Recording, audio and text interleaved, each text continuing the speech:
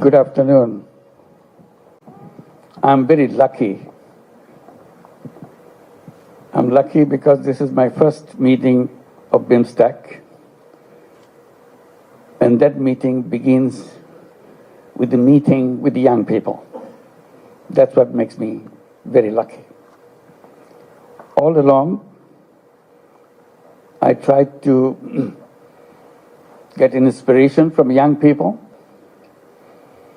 and that helped me to move in the direction that I see in the eyes of the young people and the hopes and aspirations of the young people. That has driven me all along. So I'm very happy that this BIMSTEC journey for me begins with the young people.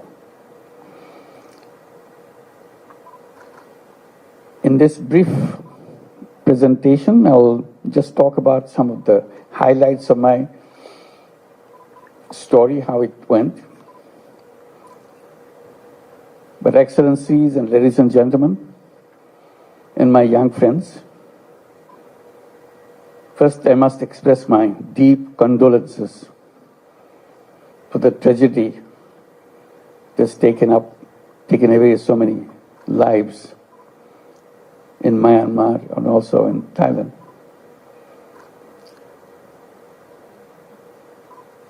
And this makes us aware of the limitation of our capacity to save people, and uncertainty, the way nature behaves, that we cannot track. We still have a long way to go, how to make sure we understand the nature and get along with it, making sure we can save people from the uncertainties that confronts us. Bangladesh is also a part of the area which is prone to earthquake. Luckily, we have not hit by such tragedy in Bangladesh yet.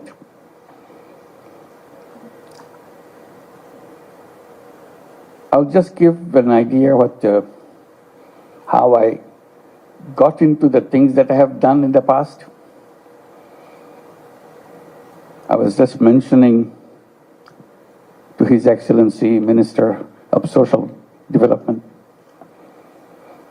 that I used to teach in the USA, in Middle Tennessee State University, back in end of 60s and beginning of 70s. I was mentioning because I was surprised to see in my class almost 1/3 of the class are Thai students. That's not what I expected when I began my teaching job. But I became very close to them. One reason was they are doing very bad in exams. Not because they're bad students. They're very good students. But they couldn't write in English. So I gave them a formula how we overcome that problem. That I'll say, you write in Thai, don't have to worry about it. Don't have to write in English. I'm not your English teacher, I'm your economics teacher. So they will write in Thai, and I'll pick one of the Thai students to come to my place and explain to me, read it, and explain to me what the student is writing about. If I see that it's written in the right way, he gets the grade. So I became a good friend of all the Thai students, of course. So that link lingered for a long time. And I left USA just because Bangladesh became an independent country in 1971. I left in the June of 1972 to come back to Bangladesh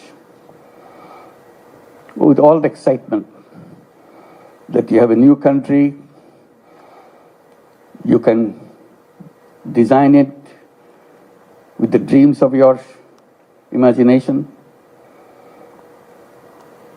and you're all excited that you have independence, an independent country. So I was trying to see what I can do in that journey.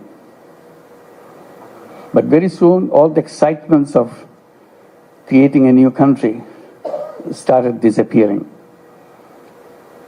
because Bangladesh was sinking very deep into economic troubles. By 1974, we had a terrible famine in the country.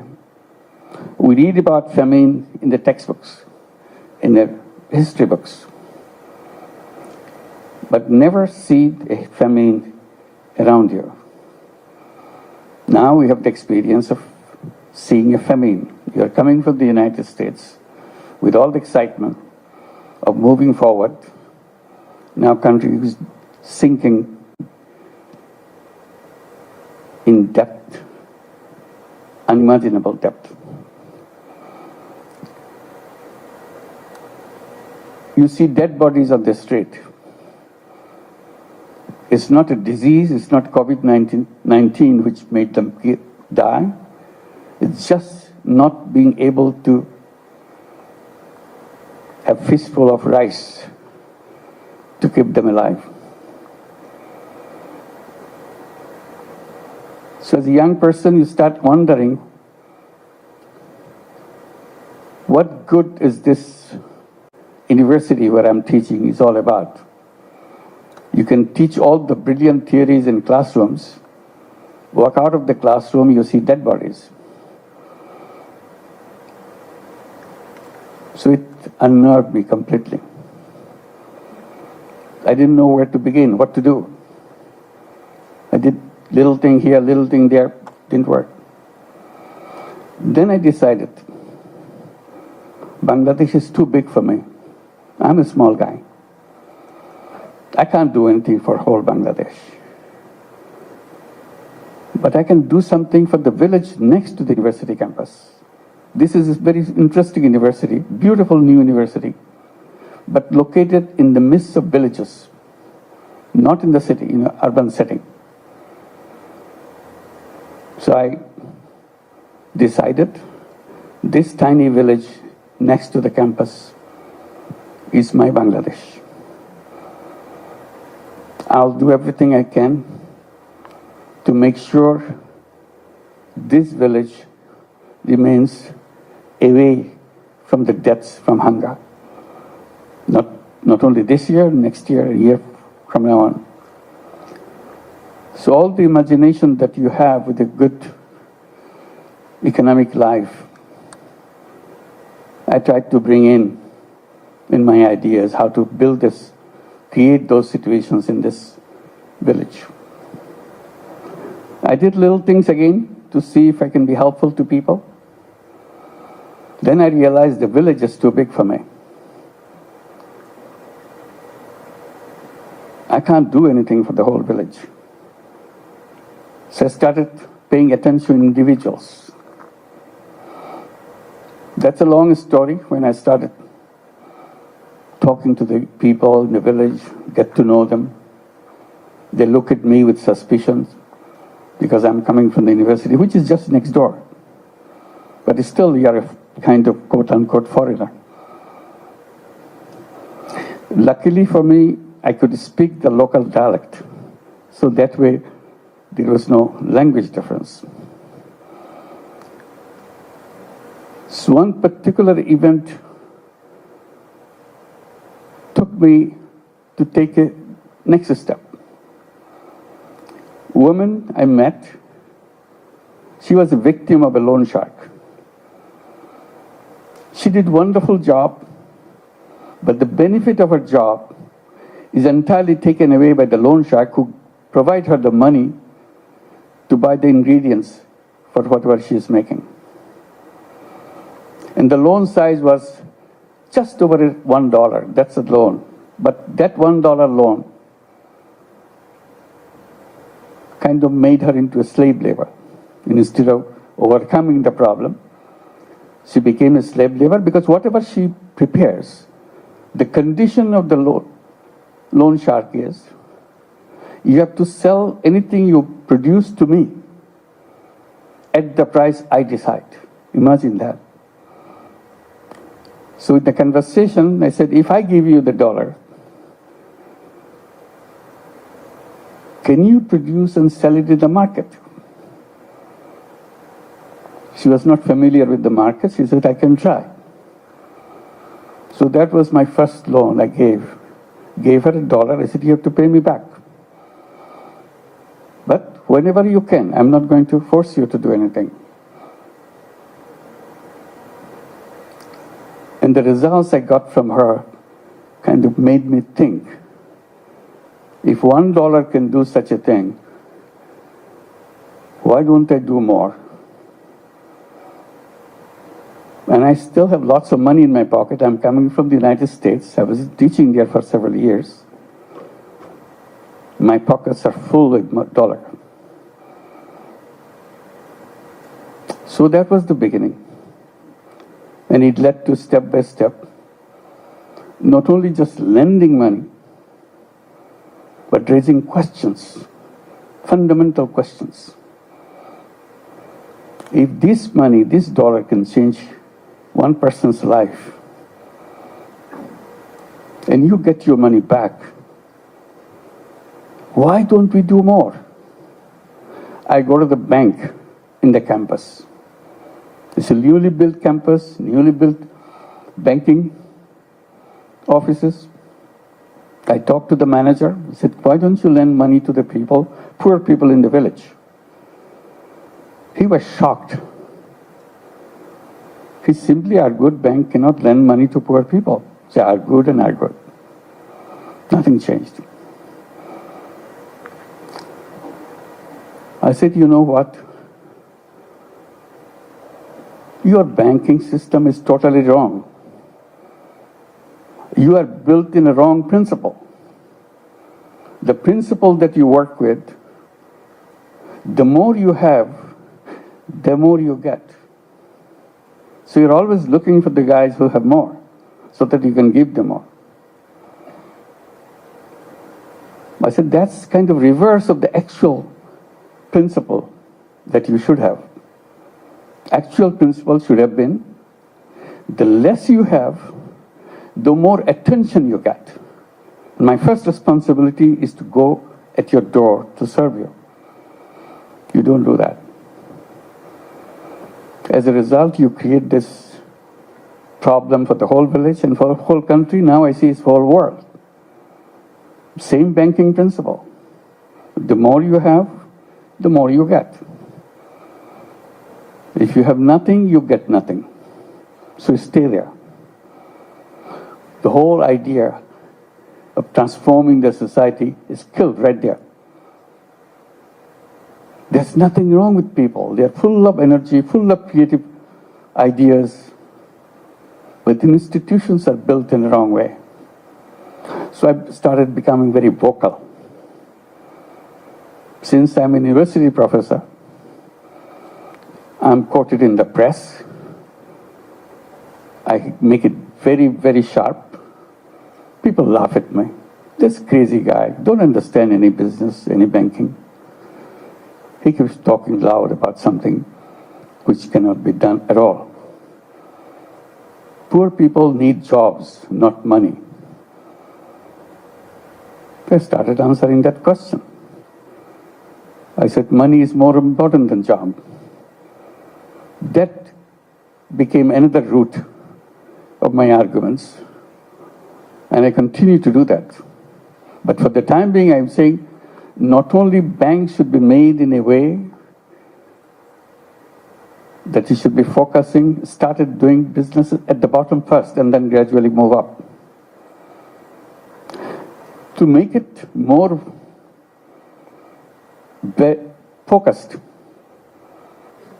I started saying not only credit is important, it should be considered as a human right. People say, what bank loan has got to do with human rights? I said, everything. Right to live, right to shelter, right to health. These are recognized as human rights.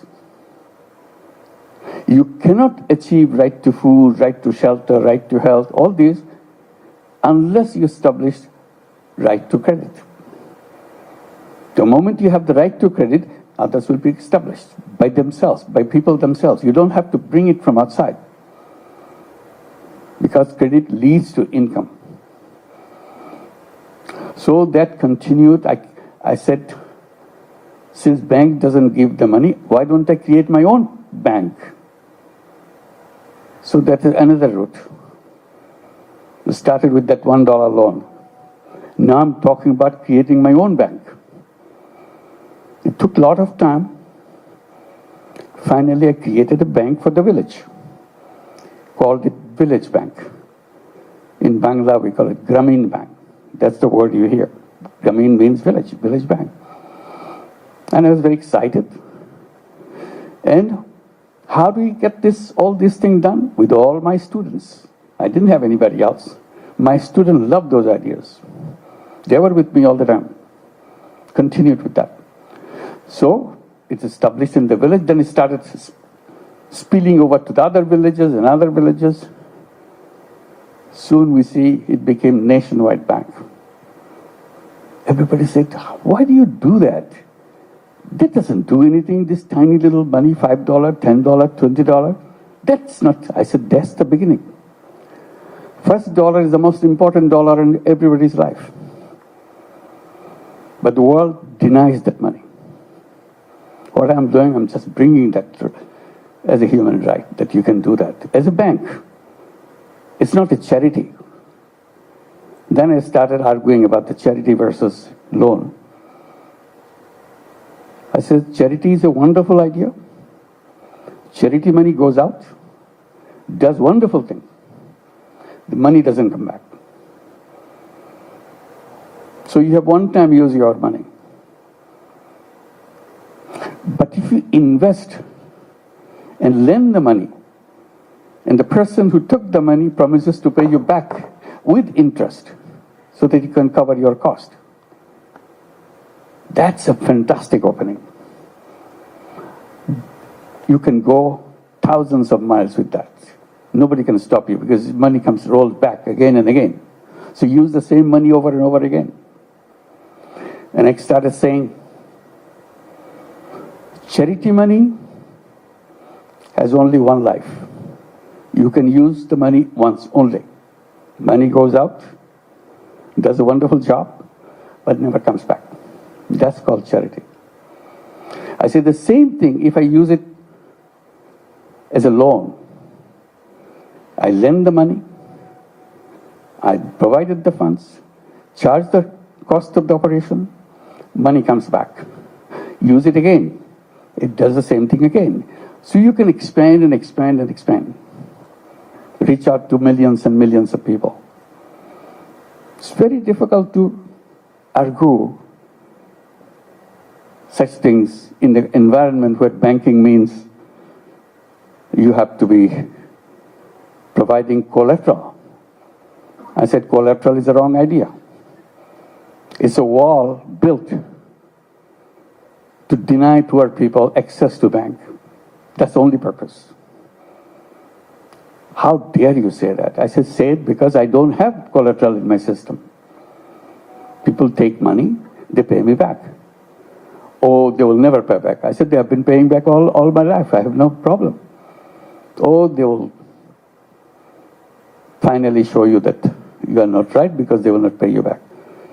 I said, I've been doing it for years. Many people are copying it. They're doing it for years. Just because you imagine something doesn't make it right. This is real. We do it every day. So that's another road opened up. Banking without collateral. I said collateral is just an excuse to refuse people financial services from the banking system. If it can work without collateral, why do you need a collateral? Then people say, oh, Bangladesh is a crazy country, funny country. You can get away with this kind of thing and people listen to you. I said, no, not Bangladesh alone. Now it's spreading in many countries. Right now, it's a funny thing. It's working in the United States. 35 major cities in the United States have Grameen program called Grameen America. They have over 200,000 borrowers, all women, 100% women. In Bangladesh, it's about 95% women. In the United States, 100% women, not a single man in the whole system. Last year, we lent out over $1.5 billion in tiny loans. In tiny loans in the United States means under $1,000, $500, $700, and so on, and expanding. Very soon, we'll be arriving at a situation where we'll be lending out over $5 billion a year. That's the spread going. So this is, again, you're challenging the to change the world. You cannot create a world with the same system. If you want to change the world, you have to change the system. There's no other option for you, no matter how you argue with it. If you go by the same road, you'll always get to the same destination. If you want to go to a new destination, you have to build a new road. So that became another issue. We continued with that, and when we have this system working in Bangladesh, we saw problems with children, healthcare, education. So we started adding these things. First thing we did about toilets. Poor families don't have any toilet. We said, if you are a Grameen Bank borrower, first thing we do, you must have a toilet. And we lend you money to build the toilet. They said, well, how do we pay it back? Don't worry. You pay a tiny, tiny little bit. So small that it doesn't bother you anymore. But over years, you'll pay us back the entire amount. So we built a company to produce toilet and install in every single house, the Grameen Bank family house.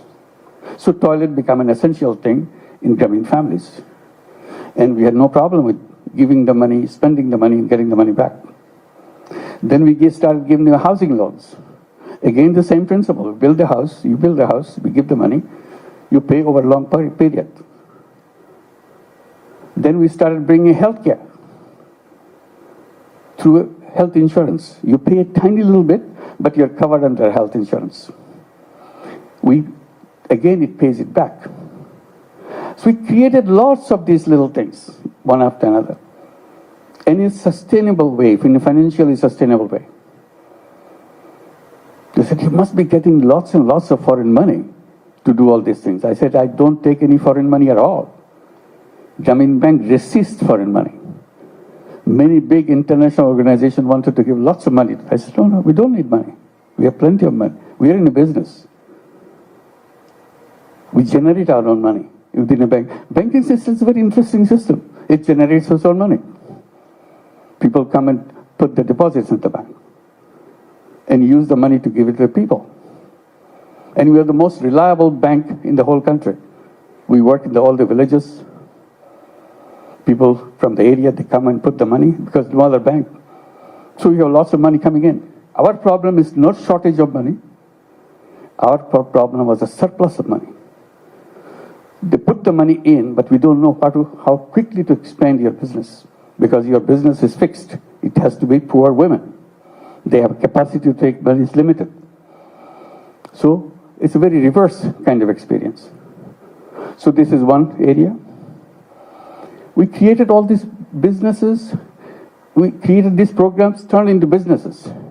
Toilet business, so it became a commercial business. We produce toilet and sell it to borrowers. Healthcare became a separate business. Housing became a separate business. So along the way, we created many businesses. And people keep asking, how many businesses can you run? You must be making a lot of money.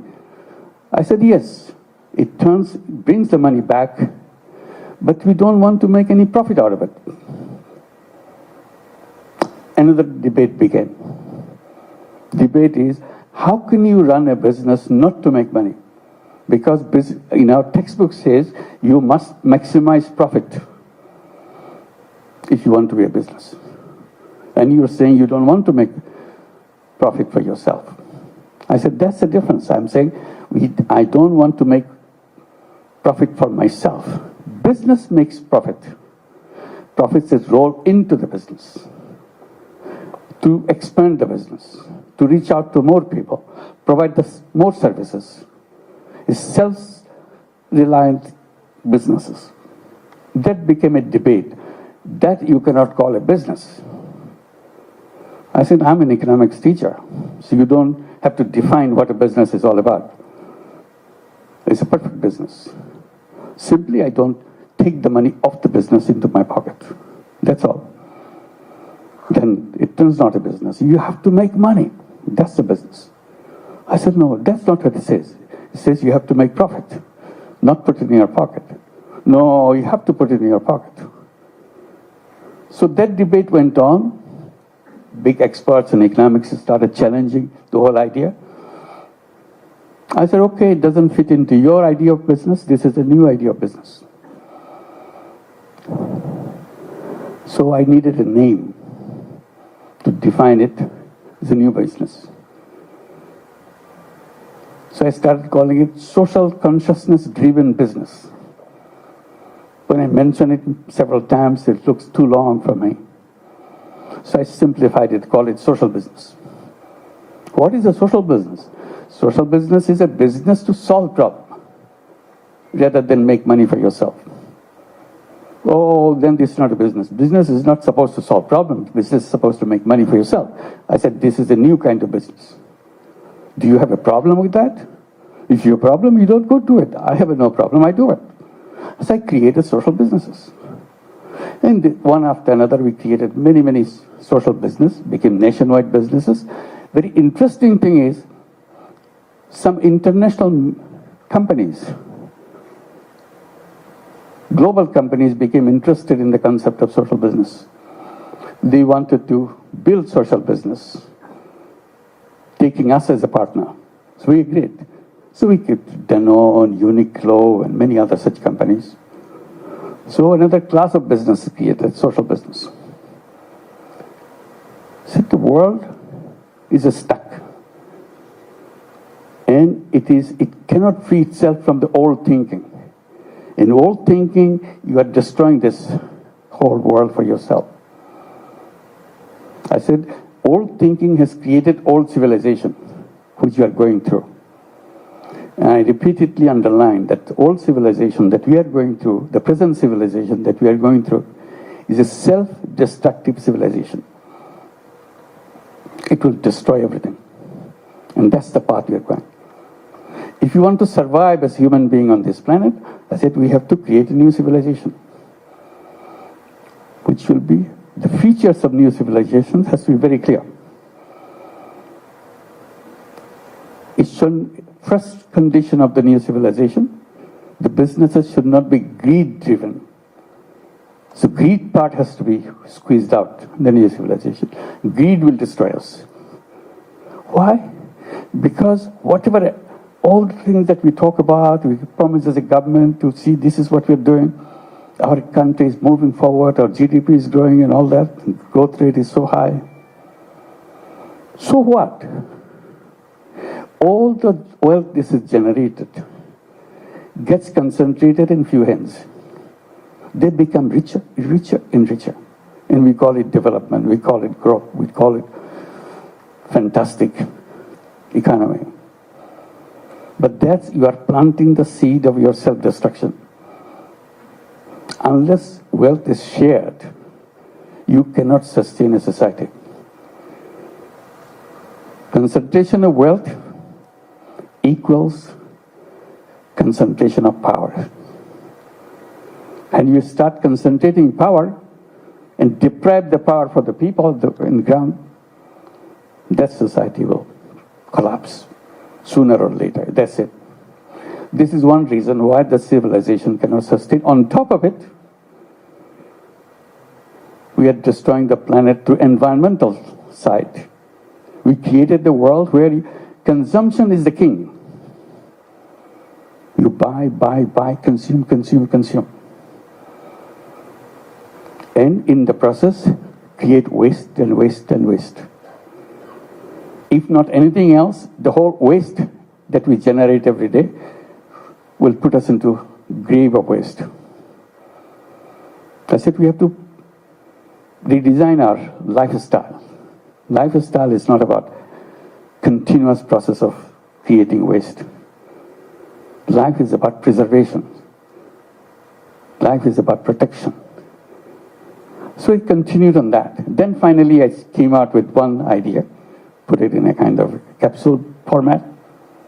Said we have to create a civilization of 3 zeros. 3 zeros. 0 net carbon emission, 0 wealth concentration, 0 unemployment. And unemployment not because everybody has a job. The way I interpret unemployment, I said, human beings are not born to work for anybody else. The economic system that we are taught, is again put onto a wrong footing. We are asking everybody to find a job. Our education system is built around finding, so that you can get a job as soon as you finish your school. You get a certificate, you get a job. I said human beings are very different from job seeker. First of all, human beings are not slaves. Slavery is not part of our destination. Job turns you into a slave. You take orders from other people. You are born as an entrepreneur. So I bring the entrepreneurship at the center. Every child has to grow up as an entrepreneur. Our schooling, our education system changed itself. You teach young people to become an entrepreneur, not to become a job seeker. So that is another clash between what we are promoting and what we are practicing in the outside world.